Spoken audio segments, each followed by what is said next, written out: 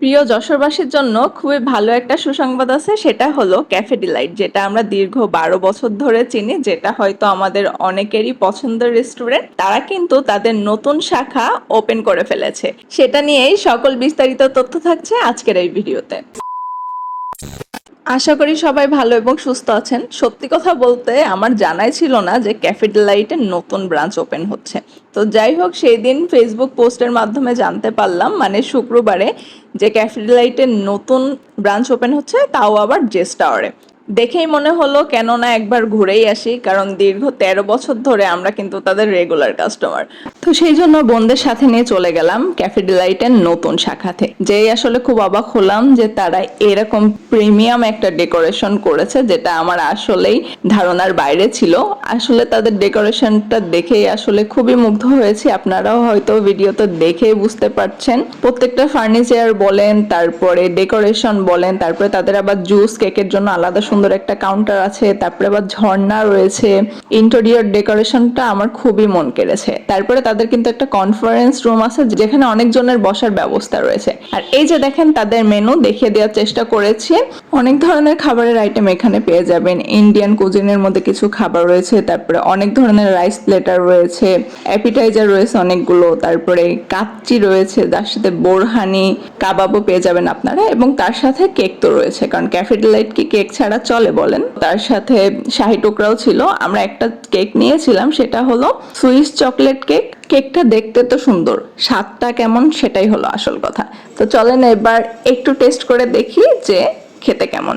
তো প্রথমে যখন মুখে দিলাম তখন এক রকমের স্বাদ লাগতেছিল, আর লাস্টে যখন জিনিসটা খাওয়া হয়ে গিয়েছিল তখন স্বাদটা একটু অন্যরকম ছিল। তো কম্বিনেশনটা কিন্তু আমার কাছে বেশ ভালোই লেগেছে। আর এই কেকটার প্রাইস ছিল 120 টাকা। আমরা যারা যশোরে থাকি তাদের কাছে হয়তো ক্যাফে ডিলাইট অচেনা না, আর কারোর কাছে যদি অচেনা হয়ে থাকে হয়তো বা তিনি যশোরের না।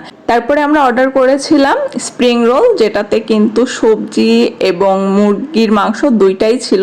দেখতে কিন্তু খুবই সুন্দর লাগতেছিল, দেখেই হয়তো বুঝতে পাচ্ছেন। চলেন টেস্ট করে দেখি। তো ফার্স্টে যখন টেস্ট করতে গেলাম, এতই গরম যে মনে হচ্ছে আমি একটা ছ্যাঁকা খাইলাম, হয়তো ভিডিওতে দেখে বুঝেছেন আপনারা। তো খুব কষ্ট করে আমি সেই গরমটাই খাওয়ার চেষ্টা করেছি, এজন্য কোনো এক্সপ্রেশনই দিতে পারছিলাম না যে আসলে টেস্ট কেমন। আমার বোন বারবার বলতেছিল, কি রে ভাই খাচ্ছিস, একটু এক্সপ্রেশন দে, খাইতে কেমন। তাই বললাম গরমের ঠাল্লায় আমি সেটা এক্সপ্রেশন দিতে পারতেছিলাম না। তো যাই হোক, আমার কাছে স্প্রিং রোলটা কিন্তু অনেক মজা লেগেছে। আমার বোন তো বলেছে যে এটারে 10-এ অবশ্যই 9 দিবে। আর এই স্প্রিং রোলের প্রাইস ছিল 250 টাকা। আপনারা টোটাল 8 পিস পেয়ে যাবেন। তো যাই হোক, তারপরে চলেন কাচ্চি খাই। কাচ্চির প্যাকেজের সাথে কিন্তু আপনারা বোরহানি টিকিয়াও পেয়ে যাবেন, এবং তার সাথে আচার থাকবে।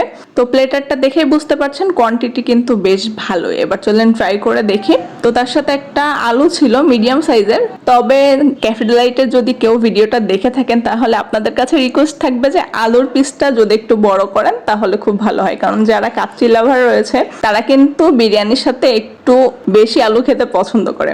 কাচ্চিতে মাংসের কোয়ান্টিটি কিন্তু বেশ ভালো ছিল, এবং মাংসটা কিন্তু খুবই সফট ছিল এবং খুব ভালোভাবে রান্না হয়েছিল, এবং আলুটার টেস্টটাও খুব ভালো লেগেছে। আর সাথে যে আচারটা দিয়েছিল, কুলের আচার, সেটা আমার কাছে খুব ভালো লেগেছে। তবে কাচ্চির রাইসটা একটু শক্ত ছিল, যদি এটা ঠিকঠাক ভাবে রান্না হতো তাহলে হয়তো সোনাই সোহাগা হয়ে যেত। এবং যে টিকিয়াটা দিয়েছিল সেটার টেস্টটা আমার কাছে মোটামুটি ভালো লেগেছে। তো কাচ্চির টেস্টটা অল ওভার আমার কাছে বেশ ভালোই লেগেছে। আর কাচ্চির যে প্যাকেজটা রয়েছে সেটার মূল্য থাকছে একজনের জন্য 400 টাকা, দুইজনের জন্য 780 টাকা, এবং 4 জনের জন্য 1500 টাকা।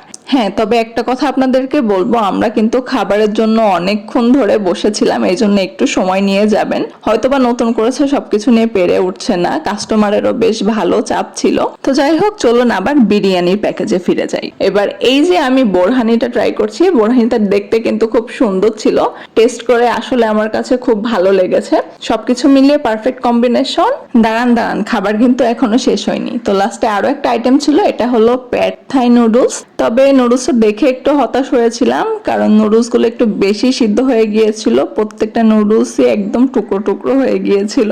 তবে টেস্ট করার পরে খেয়ে দেখলাম বেশ ভালোই খেতে নুডলসটা। তবে প্যাড থাই নুডলসটাই একটু অন্যরকম হয়, যারা হয়তো খেয়েছেন তারা খুব ভালোভাবেই জানে। তবে যাই হোক, সবকিছু মিলিয়ে খাবারের অভিজ্ঞতা কিন্তু বেশ ভালোই ছিল।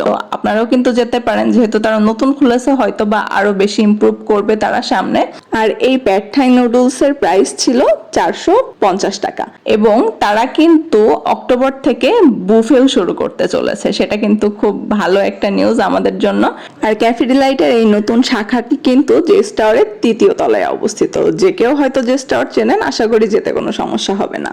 আজকের ভিডিওটি যদি ভালো লেগে থাকে তাহলে অবশ্যই লাইক, শেয়ার, কমেন্ট দিয়ে পাশে থাকবেন। আজকে এখানেই শেষ করছি। সবাইকে অসংখ্য ধন্যবাদ।